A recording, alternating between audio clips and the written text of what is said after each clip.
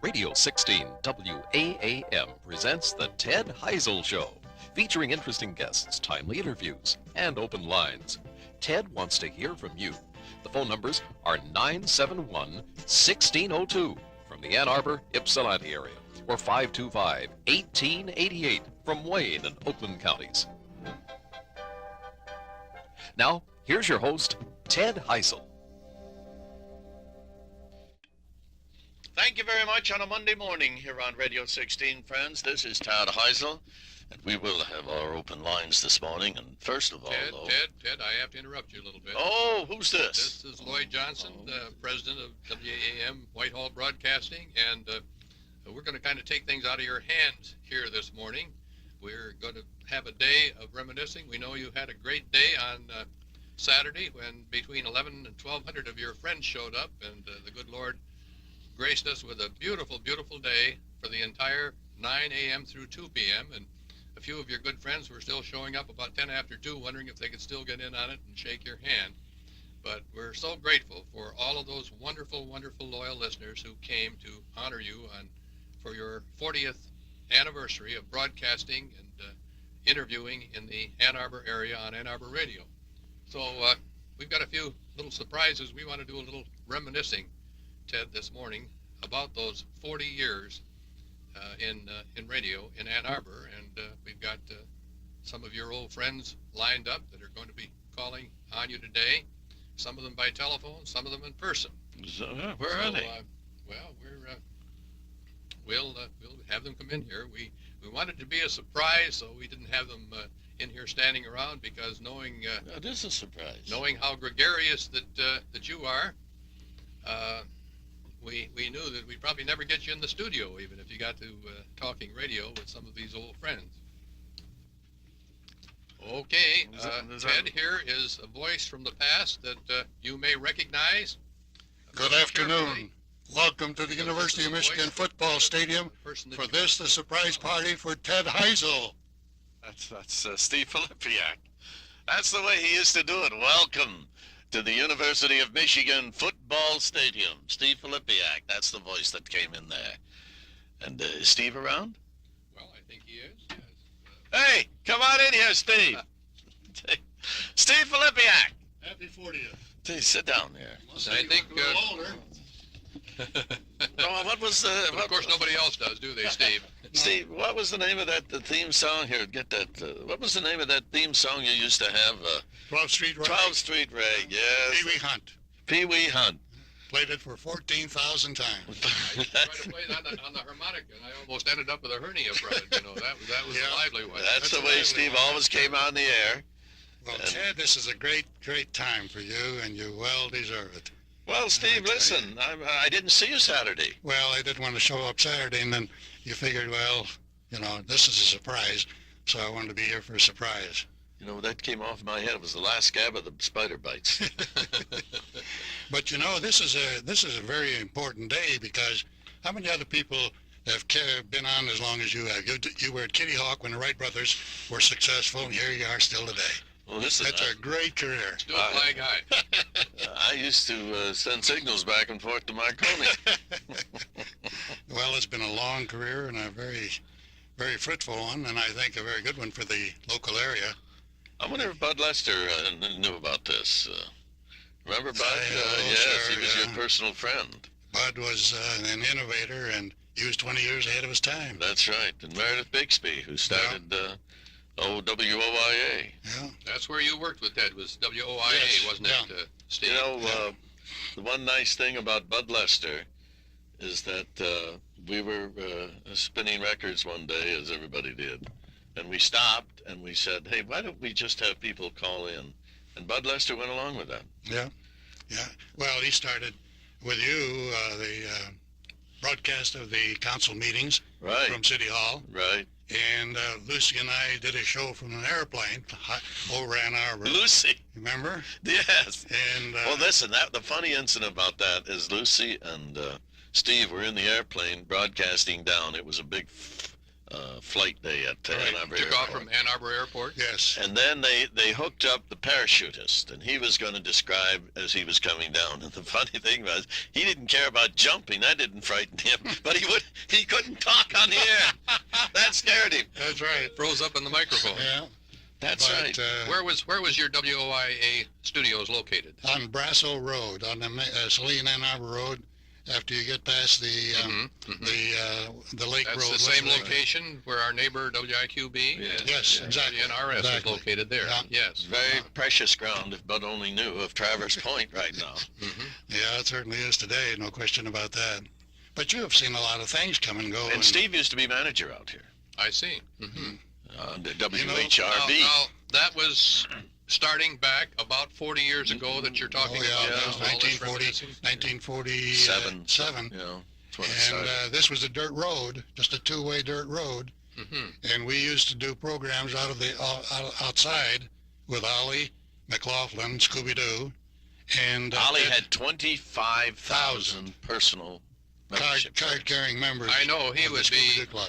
extremely pleased to have had the opportunity of being here today. Now, yeah. shortly after I bought the station 7 years ago, WAAM, he called me, and I had a wonderful conversation with him, and he filled me in on a lot of that early history. Oh, And he we was used to go out on the front special. lawn. Yeah, he was, and Saturday nights when Ollie would have a show out on the front lawn, he was the biggest babysitter in the Washtenaw County, because the parents knew that they were in good hands. And we'd have a couple of sheriff deputies out here directing traffic, and then Ted Johnson with his pajama party would start after that. Right, Yeah. right.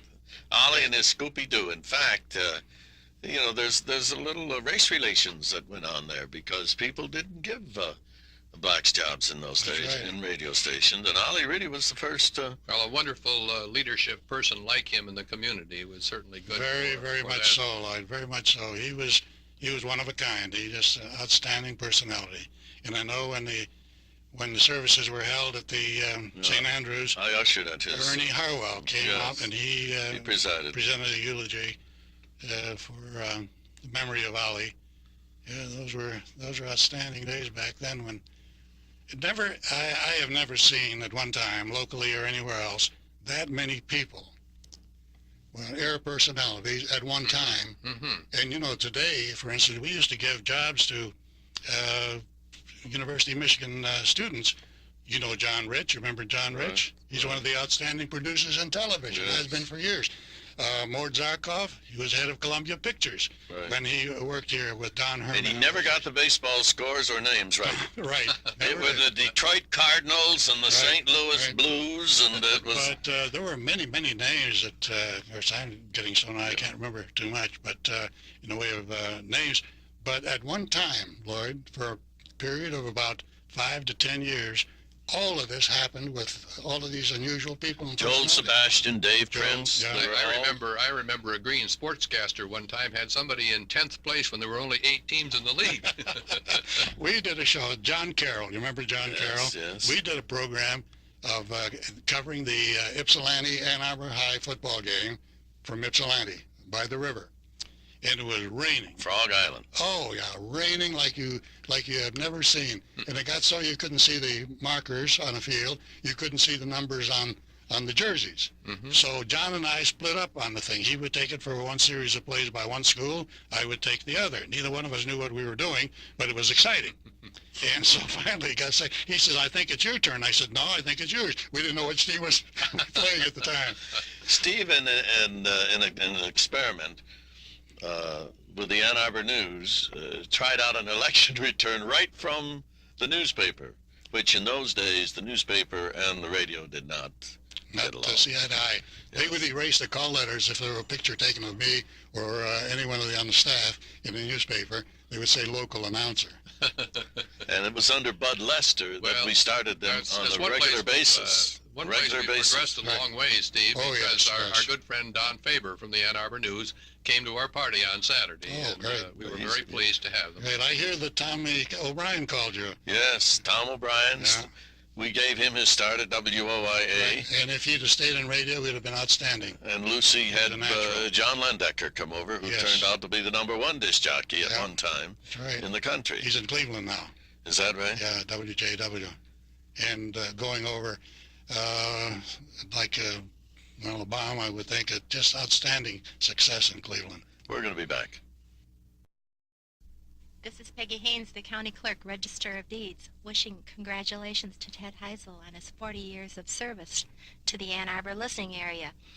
We all want to tell Ted how much we appreciate his contributions to the community. Well, thank you, Peggy. Steve, back in... One thing before we go on is that Ted was the greatest walking ad for apples. For back in apples? those days. Ted always had at least one apple in his pocket. Keeping all the doctors away with And it? he would munch on an apple, and I see it day after day, Ted would always have an apple. People used to take bets on whether they could ever catch him without an apple in his Right. pocket. Well, while we were listening to the commercials there, Ted, we were talking about what the size of the staff was at WOIA and some of the special projects and commercials that you people were pioneers in. Well, let's see. There were two reporters. One of them is an outstanding award winner now, Steve Kane. He was out there at that time, just getting started when he was getting into news work at the Ann Arbor News.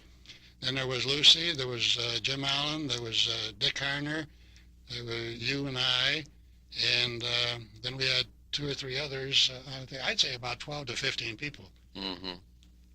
And you said that you were some of the pioneers in multiple voice commercials at that time? Yep. Steve? Don Herman. Well, that was here before we went to Yeah. WOA. Then we carried it on over there when we all ended up there, Lucy and the whole gang. But here, we at those times we only had the records, no tapes, Mm-hmm. blank records that we would inscribe the commercial or whatever we would have on it. And I know then that Don Herman, who was our program director, he was out of this world, and he came up with these ideas, and we'd do multiple voices and comic commercials that didn't start till about 20 years after that. Some after we of started. Ted's early dialects and special voices, I suppose. He Well, used no, back in those Steve days. was good at that. And what was the King? What was that funny voice you had? It was the King. Oh yeah. Well, We started this. how did that go? That was anytime something would happen, and Herman got me up in a get-up with a squash top hat that was slanted on one side, and an old long tail coat, and a scarf, and I looked like I just got off the last freight train. Off the last box. And looking for empty bottles in the containers, that kind of a character with a smashed old cigar butt that I was carrying around.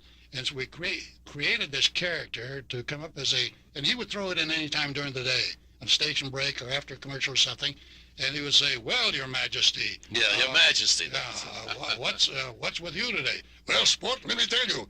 The other day I was on the campus over here on the university, and they used to say 4 out of 5 girls are beautiful. 5th one comes to Michigan. And I found out that wasn't so. There are a lot of beautiful girls. By the way, can you let me have $2 till tomorrow? That kind of a character, see?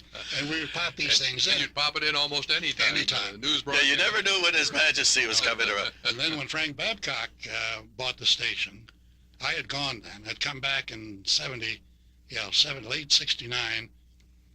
And He was a big voice. he out was of the big Chicago. voice at that time Mhm. of Cadillac and Marlboro cigarettes, and he was the voice of the Chicago Bears, and outstanding voice, and outstanding talent, and an outstanding individual. And he would come up with ideas. He said, let's try this. So what we would do is tape 4 or 5 of these things, and I would come on with different voices. Just with a line or two, and then bing, the door would shut with a bang, and Never overdone. never, just always underplayed. In fact, then they drop them off and bring them back. Right. Did you have any studio musicians back in those days, or was that?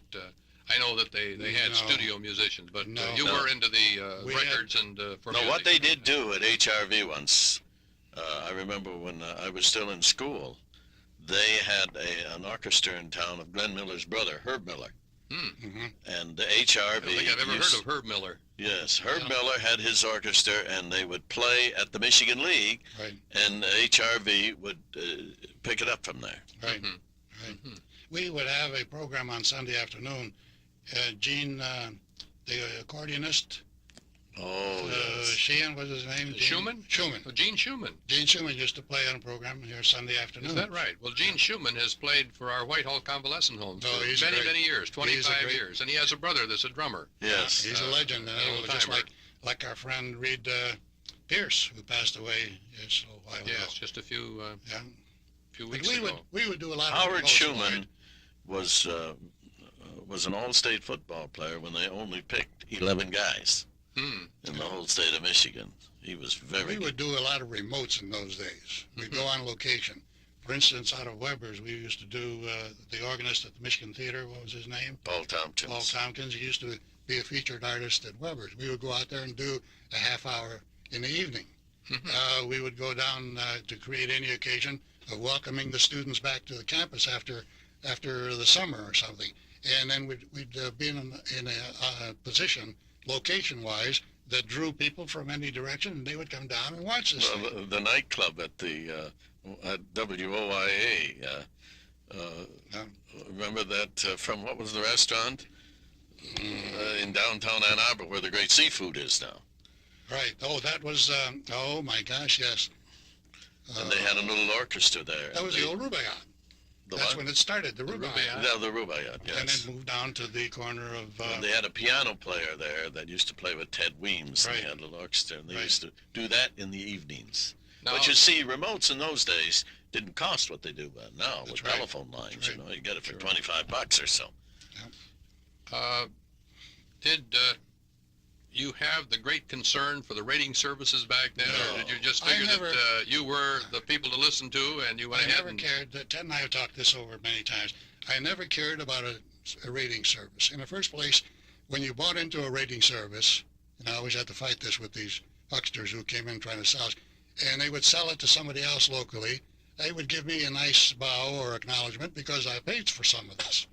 Okay? So what I'm doing is actually buying something that I'm not sure of, except that if I had stayed off of it, they would make me look the other part of the story not even available for listenership. But I didn't care. I used to tell, when I was managing, I was also on the street selling, and I had 2 radio programs here at the same time.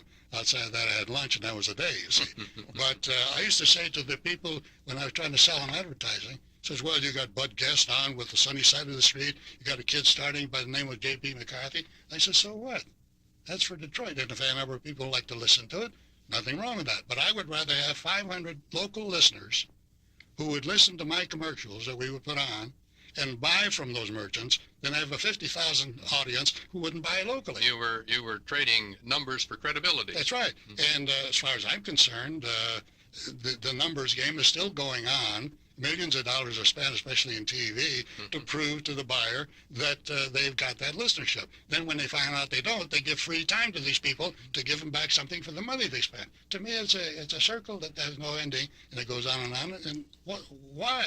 If people listen, they don't tell me how many times they leave the show, turn it because of a commercial is on. Most commercials are turned off, then they are listened to on TV. Steve was a classmate of Mike Wallace. Oh, was he? Yes, we graduated here together at Oh, the same that's time. interesting. And they were both in And, theater and... Well, Mike is still going strong. How come you're not still going strong, Steve? Well, I decided to get off the merry-go-round many times and let the younger ones go on. But Mike was just as good when we were in school here at in the communications major than he is today, as he is today. He was a natural, except he developed a style through the years and became an outstanding radio as well as a TV personality. And for some darn reason, his hair didn't turn gray like the rest of us. I always wanted to ask him the secret to that, but after a while I didn't care. No, he was. Oh, He and was of course, something his son special. Chris Wallace has made a name for himself. Yep. You never stayed in close touch with him after he left the We university. did for a number of years. Yes, when I worked in Chicago for a spell in between my career here. Mike and I were in Chicago at the same time, and he had one of the first talk shows originated from Chez Paris nightclub in Chicago. Used to see Mike frequently at the time. There were 2 other graduates at that time working in radio. We were with CBS, the 3 of us, and Mike was what they call a freelance. Mike could work any radio station or any network. And we'd get together time and time again and reminisce like we're sitting here. But Mike was an overnight success because he, first of all, did the announcing at the Lone Ranger shows at WXYZ. I see. Mike left here when he graduated, got a job at XYZ. Then he got a job at Grand Rapids. Then he went to Chicago, and he was an outstanding hit. And during the war, when he went away and came back, he picked up that first day he was back in Chicago as if he had been there all along. So he was a very, very unusual person. We'll be back. I'm Congressman Carl Purcell, Ann Arbor and 2nd Congressional District. I personally want to congratulate Ted Heusel for an outstanding career in the radio business. I've known Ted for some 20 years, and I guess I understand he may be the original talk host show person in America. I'm impressed with his credentials, his community leadership, and I've been very proud to participate with him over the year doing his various talk shows. So congratulations, Ted Heusel. Well, thank you, Carl, as we're reminiscing here. What is this, from Traverse City? We have a call from Traverse City? What? Hello? Hey, Ted. Who's this, Bud Lester? No. What's that? Is this Tom Corbett? You got him. Hey, I couldn't make it to the big shebang you had on Saturday, so I just wanted to call and wish you congratulations on what I understand is your 40th anniversary behind the mic. That's right, Tom. We want to thank you for calling. Hey, no problem, Ted. It's good to talk with you again. How are you doing up in Traverse City? Doing real well. Real well. TV's a different ball game. It's a lot of fun. I'm out in the field a lot, covering everything from plane crashes to forest fires to whatnot. I really enjoy it. A lot of fun up here in Traverse City. It's a real nice place to live. Mm-hmm. Well, we're certainly happy that you called, Tom.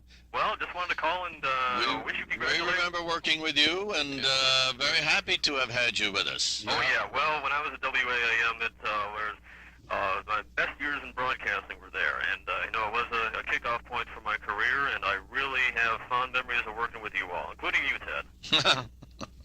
Lloyd wants to say hello. Well, thank you very much, Tom. I was pleased to see you personally here last weekend. And you said you missed some of the exciting news stories that breaks in this Ann Arbor and southeastern Michigan area that sometimes doesn't happen quite as often up there in that beautiful Traverse City Bay country. It's a beautiful area, but there are times where, let's just say, not too much goes on at night. And, being a born and bred Ann Arborite, you tend to miss it at times, but still, northern Michigan is by no means overrated. It's a real nice place to live. It's a beautiful place, that's for sure. And thank you so much for your participation in our show this morning. Thank you, Tom. Thank you, Ted, and congratulations. All righty. Bye-bye. Bye-bye now. Steve, let's not forget Don Bailey there. Right. Before we go into that, Lloyd, the thing about, and while we're honoring Ted today with his 40th anniversary, is that from the first time that Ted came on the air, I knew the reason for his success, and he'd be here a long time. In fact, he'll be here another 30 years, I think. No, we promised him another 40 here. But the reason is because he was believable. He was down to earth. He was believable by the audience, and they knew that he wouldn't give them a bum steer on whatever he said or whatever he advertised. And No, that's a that's him. quality, you see, that very few people have, even in big-time TV. Mm-hmm. They're actors, and they put on something. Of course, he's an actor, but he's himself. When he's himself, he's acting, and he can't be beat. Well, he was so successful in that term on the school board that he served that if he hadn't loved Ann Arbor so much and had been willing to go to Lansing, he probably could have been governor. He could have. Yeah. Hey, Steve, getting back to reminiscing, remember the Don Bailey did a show here, too, and he'd play music.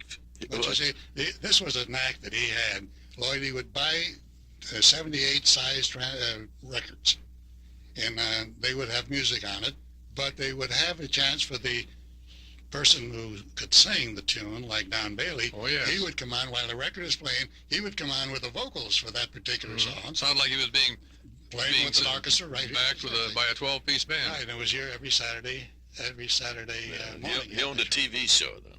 Right. It's a shop. Yeah, right. And then he managed the apartment restaurant in the Kieran Towers. I guess he's back in Florida. That's what I hear, yeah. And then you said Harry... No, Harry Wismer, at the time I was here managing, Harry lived right near outside of Ypsilanti at what now is the Cliffs on the Point. Mm-hmm. He had a home there.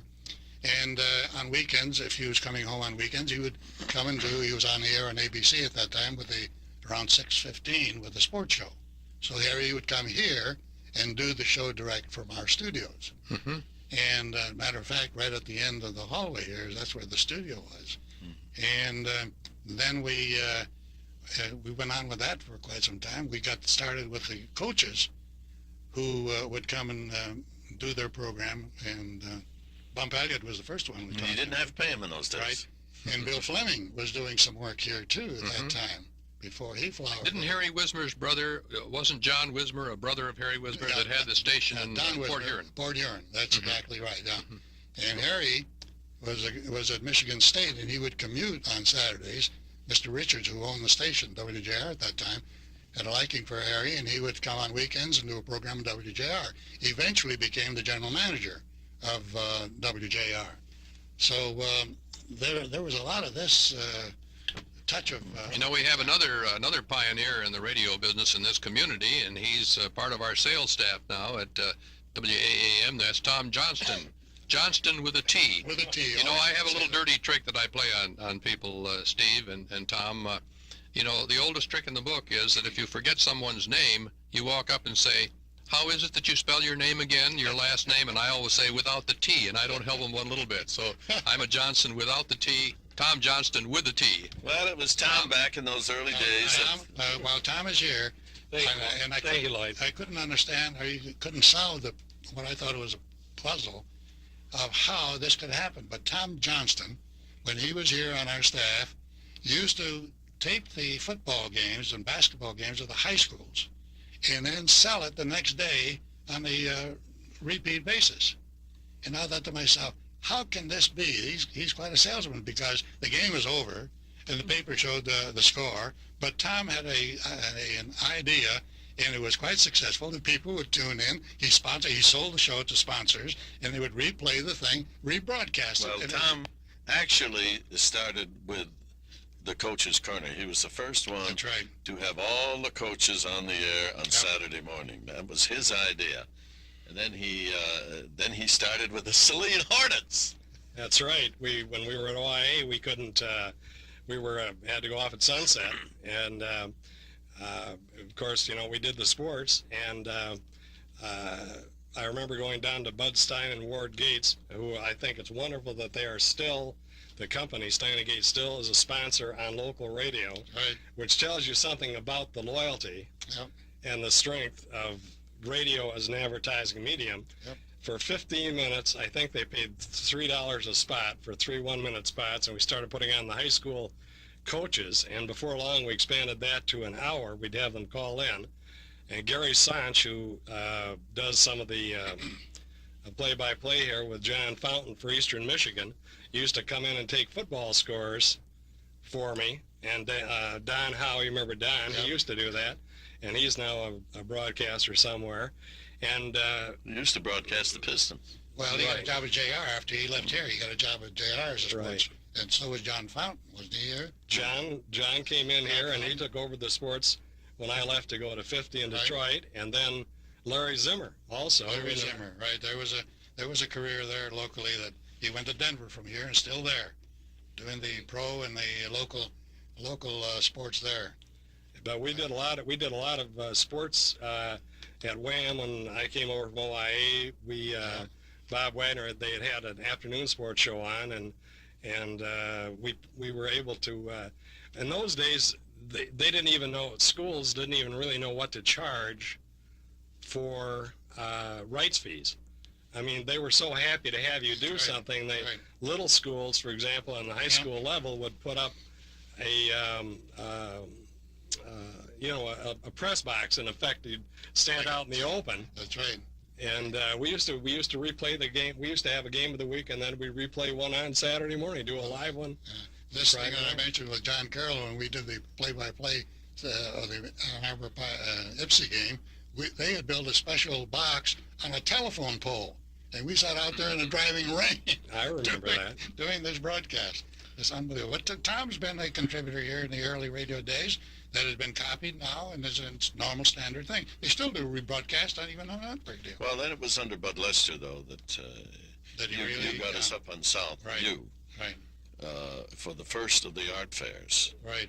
And in those days, the art fair was just in that one place. It wasn't the big mob that it is now, all over. too big now. Well, he was Mr. Southview like you were Mr. Ann Arbor, Ted. He used to know Mr. State Street. everybody. State Street. I mean, that was Steve's Well, bailiwick. the kick out of the whole thing, Tom, and you've experienced this too, as Ted has, is that it was not only saleable, but it was interesting. This is what we always try to do, and I think we carried it off very, very well through the years. And otherwise, it would have never gone on. Maybe a one-time shot, and that would be it. Come up with another idea. But we carried this thing on for years. You did. Ted's still doing it. So. But then what really happened is that PAG was the first to come on in 45. Right.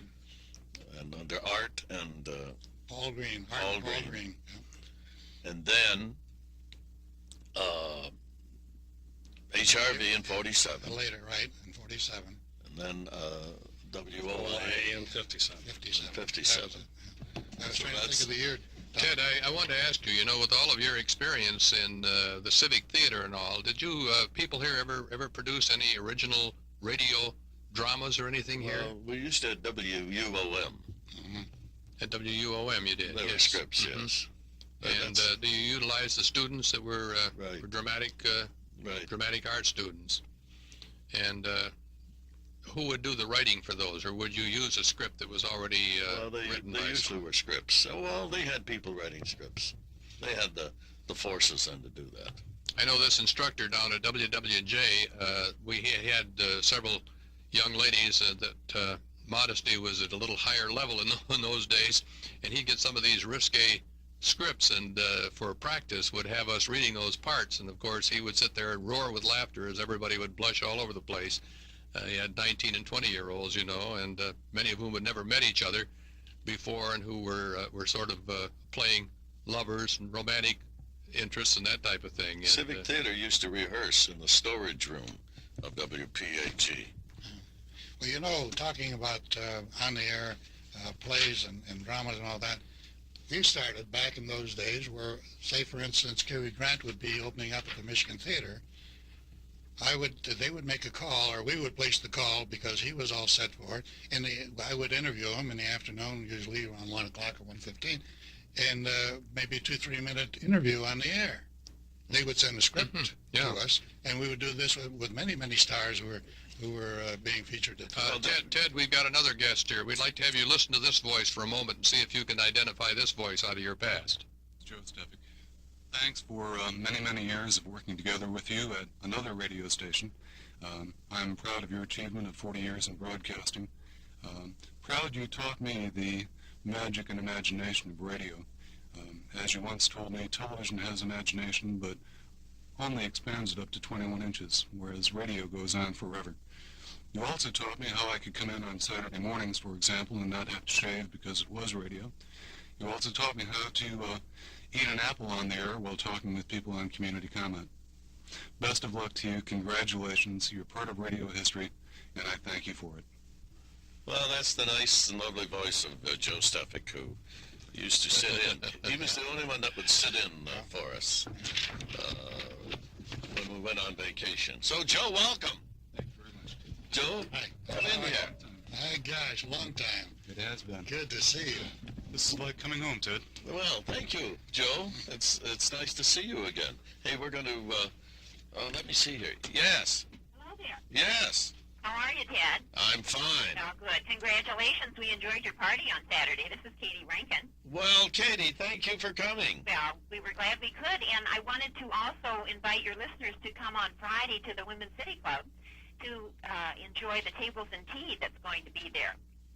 Are you familiar with that? The tables and tea. Tables and tea. This is the second year that they have done this at the City Club, and we want to be sure that people know that the City Club does provide a meeting place for many charitable events and volunteer groups, and this is to support the facility of the City Club, and it's really an interesting kind of display. There'll be 35 different table settings.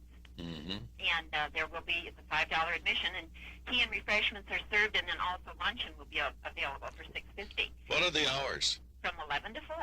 11 to 4. That's Friday, June 8th. I'll send Steve over there. 11 to 4. Yeah, Well, that's Friday, June 8th. that's right. Is that this Friday? That's this coming Friday. Okay, Katie, 11 to 4. Uh-huh. All right, dear. Hey, thanks for calling. You're very welcome. Say hello to Dwayne. I will. All right. Bye-bye. Bye-bye. As we, there was something I want to remind you of that back in those early days when we were all trying to put on something different at the time, that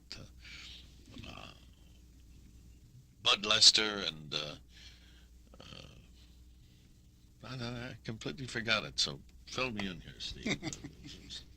When It's we were- very important, man. When we were at WIA, Yes, with Bud and Tom. And we all know what the pluses and the failures of the stations. And Tom was out of WIA one day and started here the next. Those things happen, though, in it's a small town, and really in broadcast, all of us have worked at all three of the stations in Ann Arbor, and I think all experiences have been good experiences. And I'd like just for a moment to say one thing. When I was a young guy starting out in the broadcast business, I always remember that both you, Ted, and particularly Steve in sales and everything, always encouraged me, and I appreciate that. I mean, not that you guys are that much older than I am, quite a bit, but I always appreciated the fact that you have always encouraged young people in the business, and it's a tough business to be in, but that's something I like to say to you. Well, we were talking about those early on. well, actually, it was to use the overly used expression, Tom. It was more of a family. This is a Right. team. The reason the Pistons were great is because they played as a team. They were all great. And we were the same way as a family back then. Tom was outstanding with ideas and everything. We all went our way, but we all were together because we wanted to augment the other's opportunity to go on with something. Well, as a winner. when you stop to think of those early owners, we talked about Bud, and he let you be creative That's right. and change That's things. right. And I have to hand it to Mr. Of course, in Bond. those days, we ran the thing anyway, so we did what we wanted here. And I have to hand it to Ted Bond, who was probably the best businessman ever in radio. He was Check the stock markets every day. That's right. He made radio a success, and under Lloyd is probably the most compassionate of all the. He had a fascinating story about the Green brothers and how he finally acquired the old WPAG. He was working out of Pontiac at the time as a salesman. And Is that right? Right, he was selling airtime for WPOM. exactly, Right. exactly. That's when I first got to know him. And I have an ancillary story that goes back to my days with Armed Forces Television and Radio. It turned out when I wound up in northern Italy doing some broadcasting there with the Southern European Network, the equipment was being replaced, but it was equipment that came from the Blue Danube Network in Austria. And when Austria went neutral in the mid-50s, they shipped that down. It turned out that equipment was requisitioned from WPAG in Is that 1945. right? That's very Still had Is the that right? labels and the I'll let ID you numbers work. on Hey, it. Ted, we have to mention Meredith Bixby, probably the nicest person that A you wonderful man, and Mrs. Bixby, too. Yes, and I did a lot of voices for them on their puppets that went all over the. Thank you once again, friends, as we have been joined by more friends here as we discuss old-time radio here in Ann Arbor. Jim Bond is with us, the general manager of WPZA and the part owner and former manager of WPAG. His father owned in downtown Ann Arbor. We were talking about your dad earlier, Jim, that, in my experience, he's probably the best business manager radio's ever seen in this area, who made a real success out of local radio.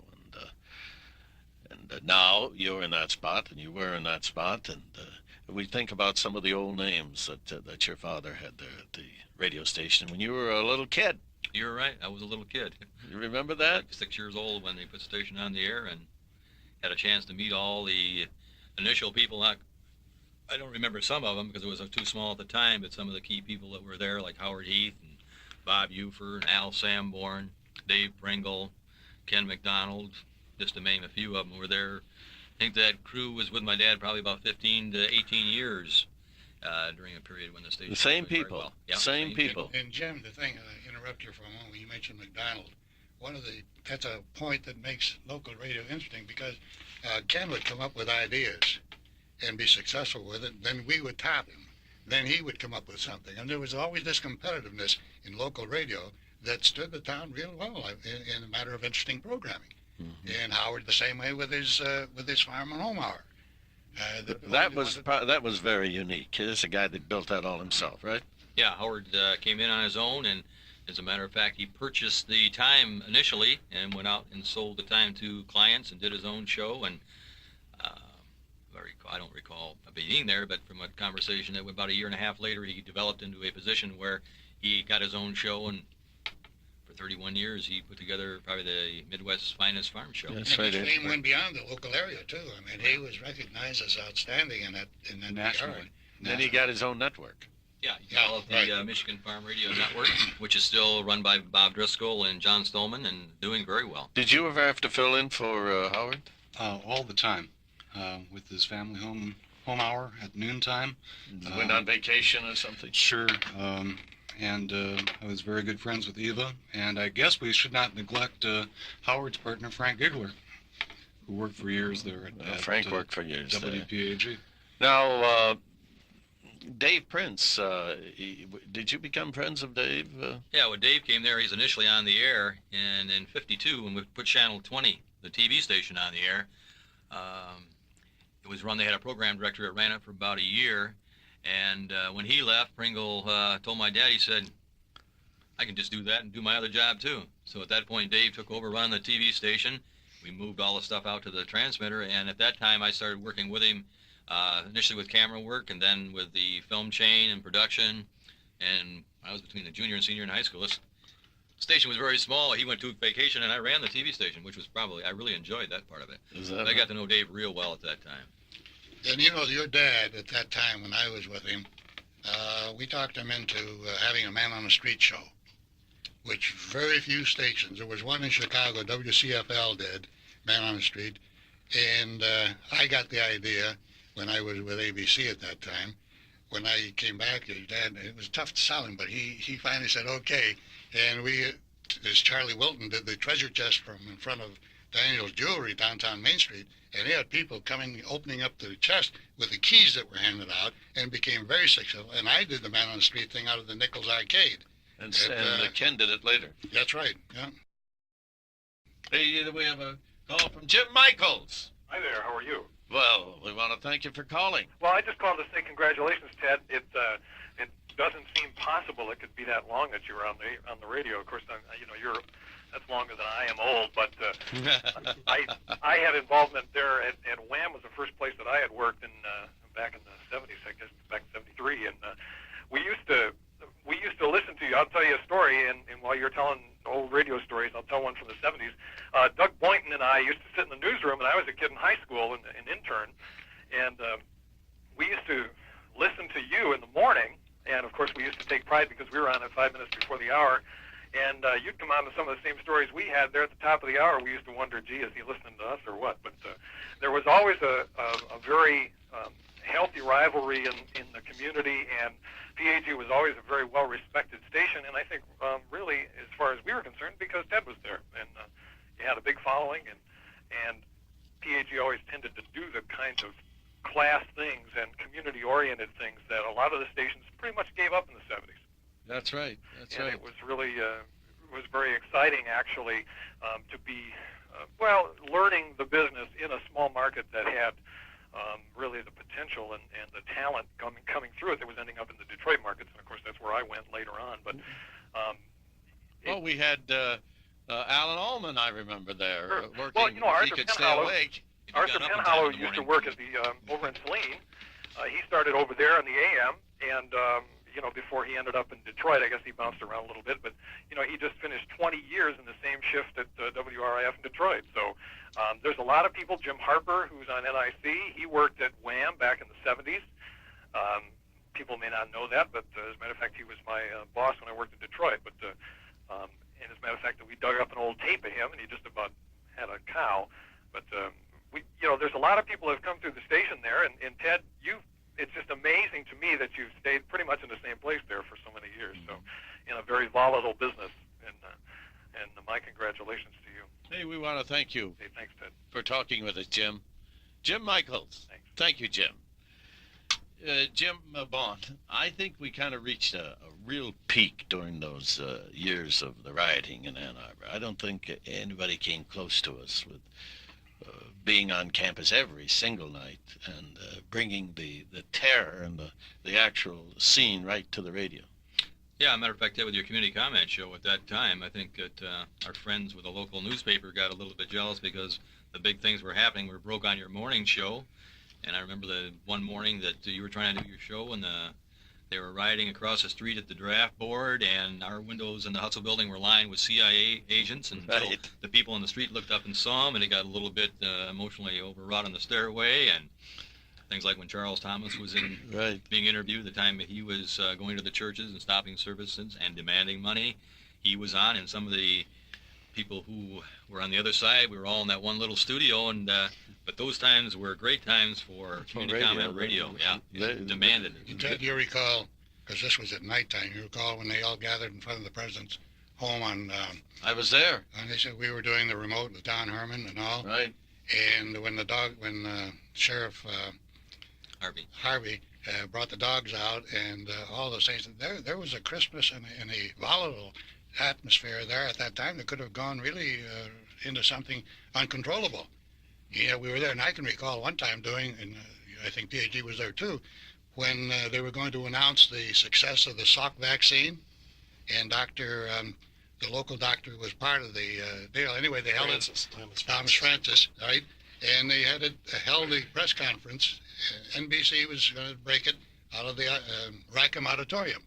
We all knew what the answer was because we were getting the information earlier, but we weren't told to break it till that was announced there.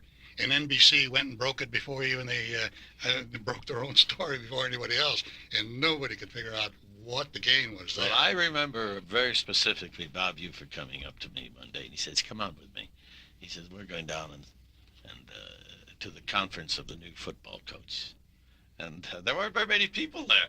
But I noticed when this guy retired, there were tons there. But when Bob took me in there were plenty of seats, and none of the reporters could pronounce his name. I remember Van Pachter killed it that evening on television. He could not pronounce Schembechler. And I remember that was Bob's because he had an in, and he knew who it was going to be from the beginning. And then when Bob Ufer, I don't know how many people know that, but he stormed into the suite of Jerry Ford, and the FBI guys were on him because they didn't know who he was till Jerry Ford came out.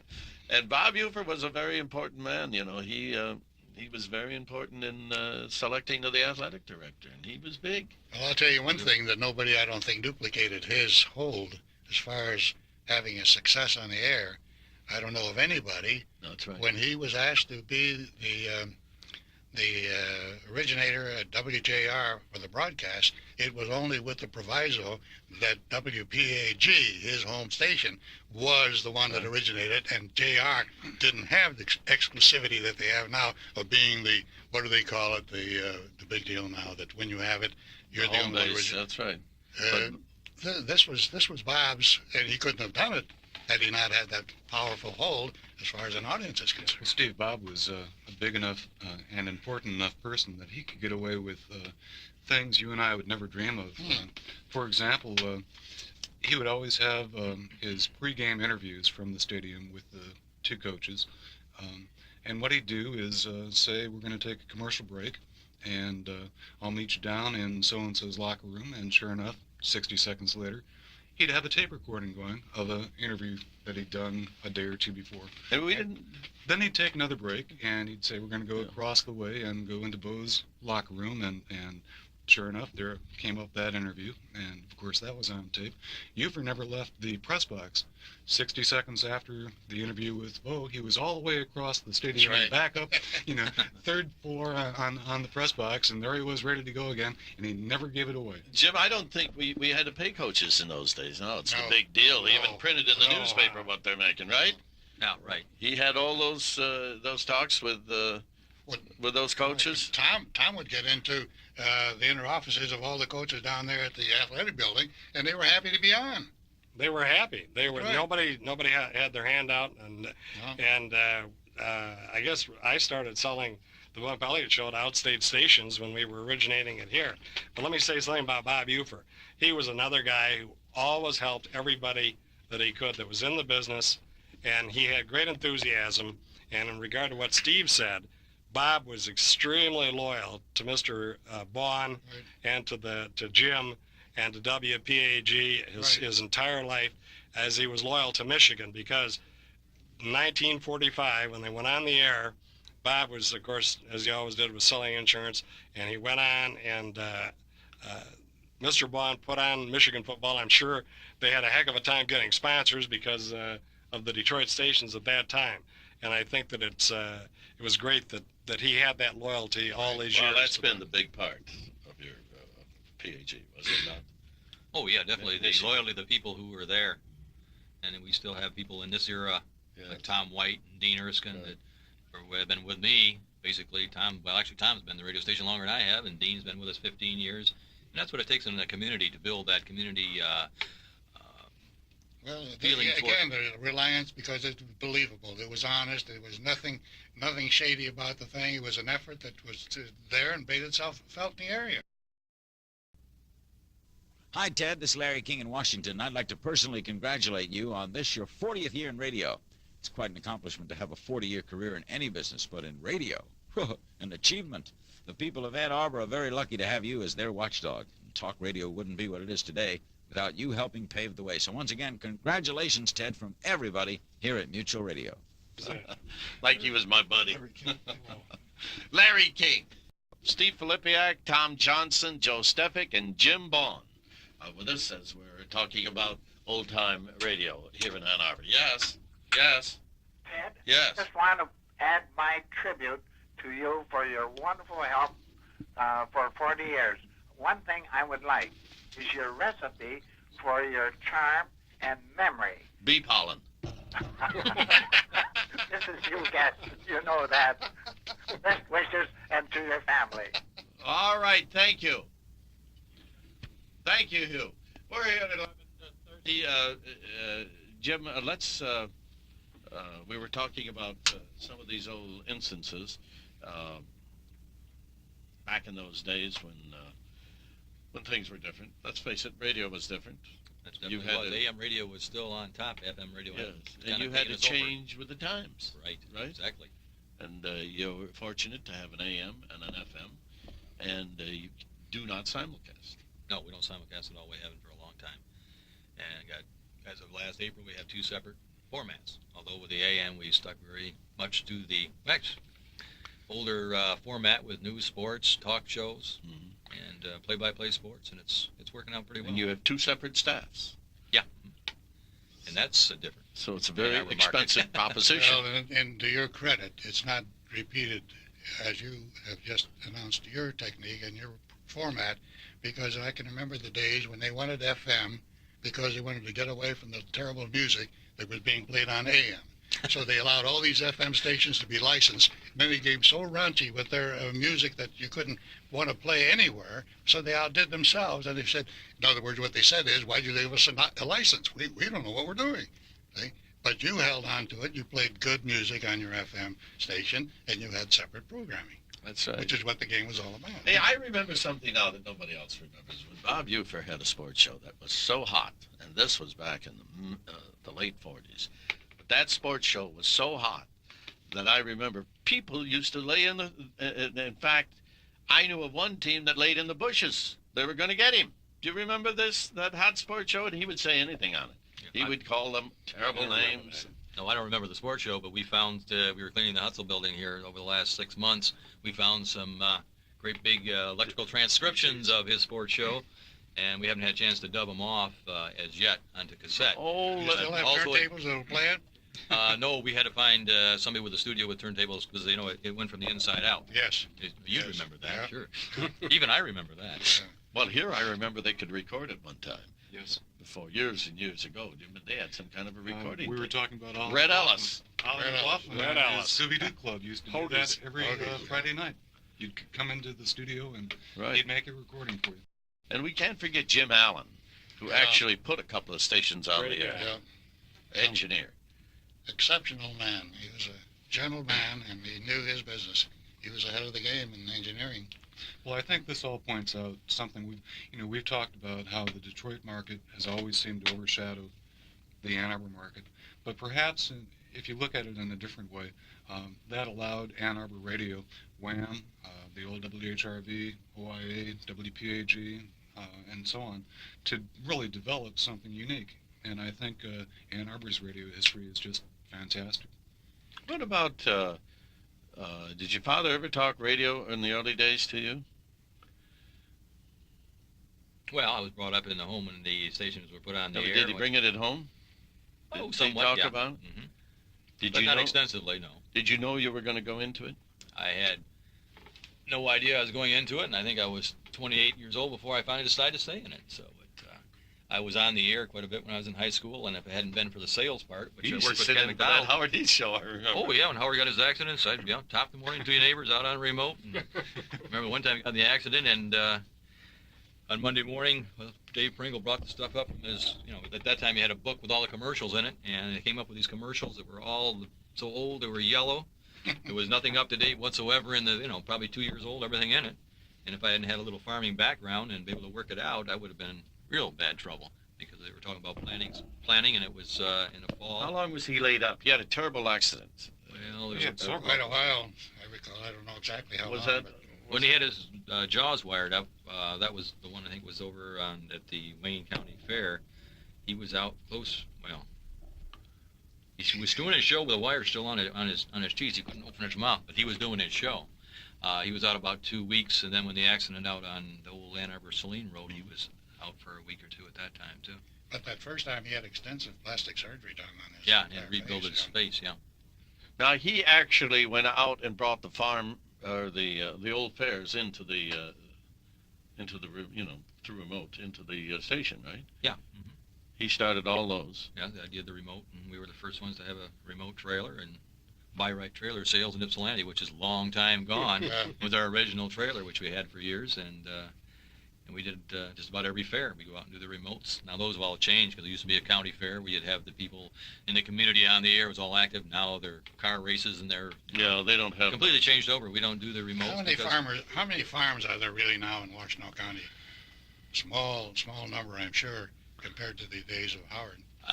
Yeah, compared to then, I'm not sure, but I read the article on Bill Ames, and they said this weekend, but now I can't remember how much it has That's shrunk right. at that There time. was an article in the Ann Arbor News on Bill Ames. But you know, talking about those early days, and Tom Johnson reminded me that we didn't really mention strongly enough Lucy Gregory's contribution to women's programming. That's right. And she had no background experience at all when I brought her out here for an audition.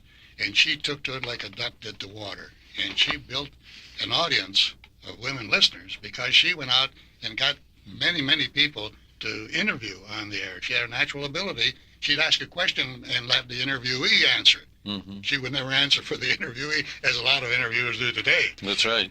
And but she was a natural, and she brought that phase of radio into. Well, she stayed until she retired. She was the first woman locally, I believe. Right. And Judy Dow followed her. She followed Bonnie her. Sincule was, or Bonnie was here for quite a while. Yeah.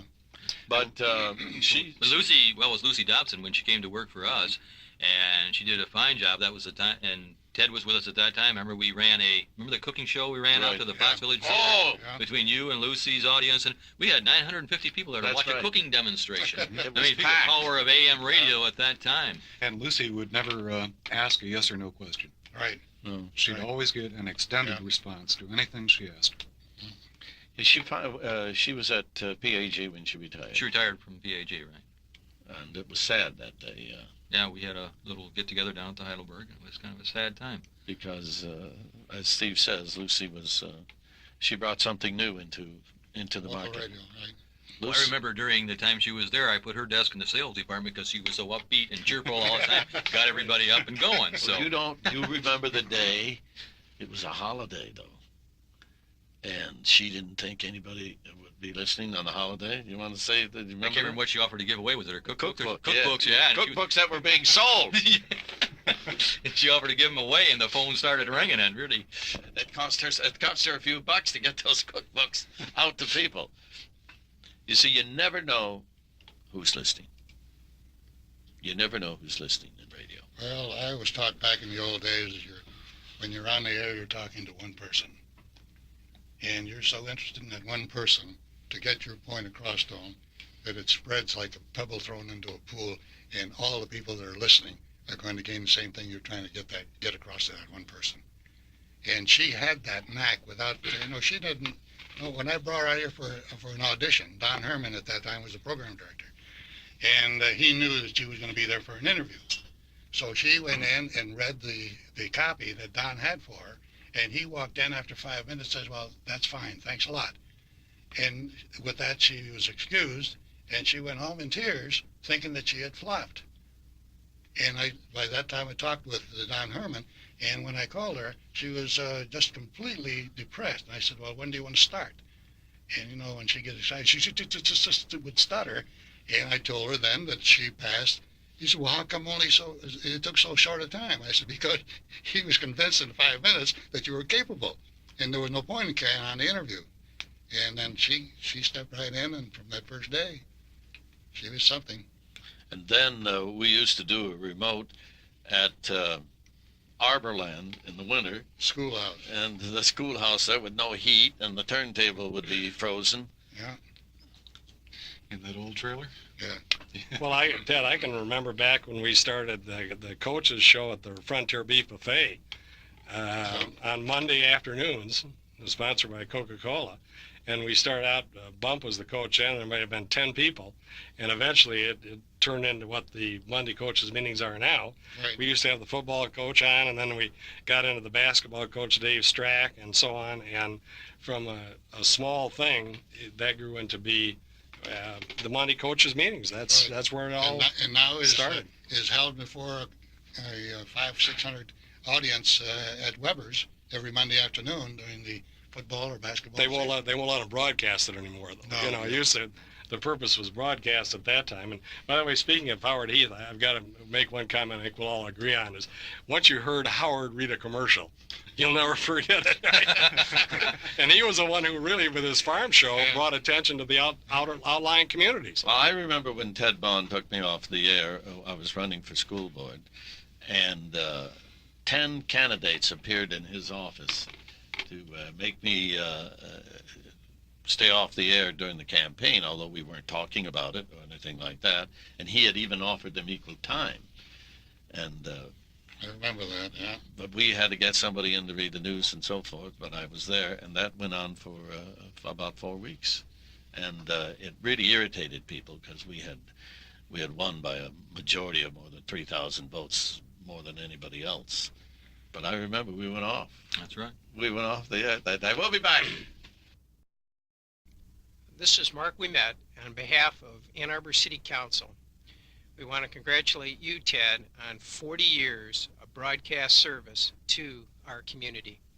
Clearly, over the 40 years, you've been a guiding light for all of us, been able to listen to you, talk with you, argue with you, and agree with you. But that's one of the great things about you and the way your show is structured. That's why, Ted Heusel, you've been so important to this community. Thank you. Thank you very much, Mark, a council person who was with us here on Saturday. As we're talking with Steve Filipiak and Tom Johnson and Joe Stefik and Jim Bond as we reminisce through the years of what radio has come through. You know, Ted, in the last 6 months, we've been, speaking of history, we have been cleaning up and hauling away all the old memorabilia and junk from the Heusel building. And of course, Heusel building in 1945 was the first radio station in Ann Arbor. At that time, there was only 4 or 5 stations in Detroit. And I was going through some things at my dad's desk and throwing them away. And the FCC, you have to apply for a license and you list all your full-time, part-time employees. And I was just skimming through one evening when I was up there, and it had Pat Quinn, Al Sanborn, and got down to the part-time employees. That part-time employee Ted Heusel. How long? I wasn't a date on the paper. How long ago was that? Oh boy, that's got to go back. That was a long time. Hey, we have a call coming in from Harbor Springs. Bud Lester. Hey, Teddy. Hey, we thought it was you. Hey, Bud. Steve. We have, I don't believe it. we have Jim Bond and Joe Stefik and Tom Johnson and Steve Filipiak here. My gosh, is Tom smoking a cigar? No, we made him go out of the room with us. We won't let him in the room. Okay. How are you? I'm fine. Hey, we've been talking about you all morning. You haven't. Yes, we have. Oh, my goodness. I've spent some time in Ann Arbor this past winter. Well, we talked about those days when we first started gave up the records and started the talk show, and you said go ahead. And Yep. And we talked about the days when we got you to start the city council meetings for the first time on the air. I remember. And Steve? And Bud, how are you? Hey, Stephen, how are you doing? Oh, fine, fine. Boy. Good to hear your voice. Nice to hear yours. I wish we could hear it at the stadium. Anyway, I brought up the point where I've lost all track of Slippery Rock. you made it possible for Lucy and me to do our program from the sky. Oh, yeah. With Twining Aviation. We did some great stuff, didn't we? All because you were ahead of the game, 20 years ahead of your time. Well, thank you. I wish we had been more successful. Well, I wish too. We talk about that often.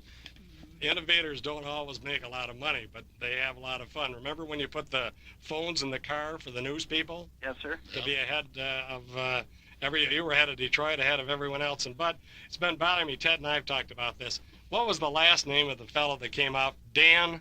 What was that? Dan Kirby. Dan Kirby from Dan WJR. Kirby, we stole him from WJR. Yeah. And you were the only guy, I don't know if anybody else in the country would do it, but Jim Allen would drive the remote wagon around town, and we would go on all the streets of Ann Arbor and do a program. That's right. It's never been done before. Well, if it hadn't been for Jim, never could have done that. Oh, he was a magician, that's right. Jim made a lot of things possible. Yeah. Well, listen, buddy, do you miss those days? Well, I have mixed feelings, Ted. I do and I don't. I miss the good times we had, but I don't miss the FCC and the harassment that they used to pull. But I really have fond memories of all of you people. Well, we do too. We have you too, Bud. And I'm sure glad you included me on this grand day. Oh, well, we talked about you during that first hour extensively. Oh, you did. About stuff that happened. And I've been trying to get. Maybe you could send me a tape.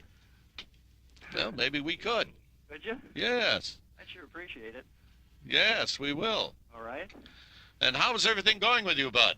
Much better. I was just in Ann Arbor last Thursday night and Friday for a checkup. Well, listen, we had the big anniversary out here on Saturday. Well, we came home Friday afternoon. Oh, I see. The doctor said I was fine and see him in 4 months. That's good news. That's fine. Well, that's good. So what I did during the winter paid off, I guess. That's great. How's Debbie? She's great. She's managing. Give her her best. Right of me. Well, she sends you all her love. Well, thank you. Bud, you innovated a lot of things, including Ted Heisel's talk show, which was then Community Calendar, Community Comment. That was what it was. Community Comment. Community Comment, right. Did a lot of good stuff, some crazy stuff. We tried a lot of things, and that was the enjoyable part. So I can't believe it's 40 years. No, it doesn't seem possible, but more than ever, radio needs people like Bud Lester. You know what absolutely sent me off the wall? What? I read what they sold our old stations for. We wanted to keep that a secret. Yeah, we believe that. $4.5 million. We all thought of you, Bud. Hey, Bud, $1.5 million. That was a pass price. It went $4.5 million. Yeah, $4.5 million. Yeah. Well, that's only money, Bud. You know. I mean, I would have bought a chain after that. Each one of you would have been manager. Yeah, all the losses would have been paid back. Absolutely. You'd have come out smiling. Absolutely, yeah. That's crazy. Well, that's what's happened to radio here. Same thing with PAG. Yeah, I know. Vaughn had a gold mine there. And yeah, Jimmy's sitting here smiling. He's smiling. I'll bet he is. Yeah, he's. Yeah. Well, he's still hanging in there, huh? Yes, he is. Still fighting the battle. He's still fighting the battle there, and. But he's got a grin like a Cheshire cat. But, Jim Allen still around or not? No. No, Jim passed away quite a while ago. We did. Nobody told me. I didn't know. Oh, no. Isn't that a shame? That's I very think sad. it's been at least 10 years, Bud. Not 10. Not 10? Well, 7, 8 years ago. No, well, you and I went over there Went to together. the funeral, right. I'm sorry, we didn't think of letting you know. I thought somebody would. He's probably the finest man I ever knew. Yes, They he probably was got a... the best engineer they ever needed for remotes up there now. Pardon? I say they've got the best engineer in the world for remotes up there. For now. sure. Yeah, maybe he'll get in touch. Ghost, hey, that's Ghost to Ghost Network. Yeah, all right. That's very good, Ted. Record that. Well, Bud, it's been a pleasure talking with you as the former owner of WOIA. Yes, sir. And the fun that so many people had there, and Lucy Gregory we talked about with you. Oh, yeah, real talent. Yeah. It's well, my best to all of you, Ted, and Our best to you and yours. Tom. And Right, Bud. I haven't seen Tom in, I guess, since He doesn't look any different. I don't remember when. Getting better looking every day, Bud. If I get up that way, I'll give you a buzz. I'd like to meet him sometime. Hey, listen, what was that we mentioned before, that he started at WOIA? Don what? What was that? I'm thinking of the announcer that went with the Dan, no. went with the Pistons that started. Don Howe. Don Howe. Oh, that guy. Yeah. Well, listen, I can remember Jim Allen and his physical problems racing Don Howe on the front lawn there. On the front Lawn of WOIA. Yeah? And I can remember leaving one day and the cows were out there and I ran back in. Yeah? Well, Don went from here to there and everywhere. Yes, he did. I wouldn't know where he would be now. I don't either. I've lost track. Well, he's at some school head of their radio station at Central Michigan or someplace like that. Okay. So listen, Bud, thank you. Thank you very much. But listen, I want you to stay on the line Yeah? because the producer wants to get your address and so forth. All right. Will you do that? You guys have a good time, and I hope to see you soon. All right. Okay, Bud. Bud. Hang on the line. Eric, take it away. Well, we know through Bud that that radio it's a tough role, right, Jim? Yes, it is. The figures are bigger now, but when things are going well, it's as much fun Well, as it used to be. but We're Jim, getting- it's a lot easier as far as pressure from the FCC is concerned today than it was when your dad and Bud Lester was in Well, the I'll tell you, Steve, right now I have an FM appeal going on my antenna move, and I've been waiting almost 2 years for my AM site move, so nothing's changed. Well, Okay, it's but they're not pressured. well, we're all I think we're all dated for something or other. Yeah, the process is still slow. Well, they try to show everybody that they really know what they're doing, and that's Well, you can say and do things on the air that you couldn't do years what ago. they're allowing to go on. So I remember at wild PA radio is to me inexcusable. I remember at PAG we wanted to broadcast the movement, the black movement on campus. What was it called at that time? And they were holding their big meetings at Rackham Building, and because of things that were being said, we had to get permission, and we got permission because we picked it up through a university station. And I recall back in the Nixon years when WPAG was applying for longer hours, and the Mexican Senate got annoyed at the Nixon administration for whatever reasons and pigeonholed our request. Well, actually, no. It's a treaty with Mexico that governs the power increases and. But you and fought light that for projects. years, didn't you? Oh yeah, it's strictly, I think, every 10, 15 years they renew the treaty and they make some adjustment changes. And at one point, I think the Mexican government felt they were taken advantage of, so the next time around they kind of put the squelch on everything. And it's a very long, drawn-out process. But Yeah, I have to. this last one got us our full-time That's right. hours, though. One big event another big event that happened there, they blocked off the entire street when I got to interview presidential candidate John Anderson. John Anderson, right? And The old Heusel building. That's right, on the third floor, and they had FBI men aligned along the stairs, and they put all the help in the back end of the station, and they wouldn't allow anybody up by the studio where I was, except the cameraman and myself, the dogs, and John Anderson and his guards. Well, and we had a personal interview there, on the air and off the air, with John Anderson, and I'll never forget that because he looked right to me. He didn't hear a word I said. He just knew what he was going to say. But they had blocked off the whole street. Right. That was a big deal.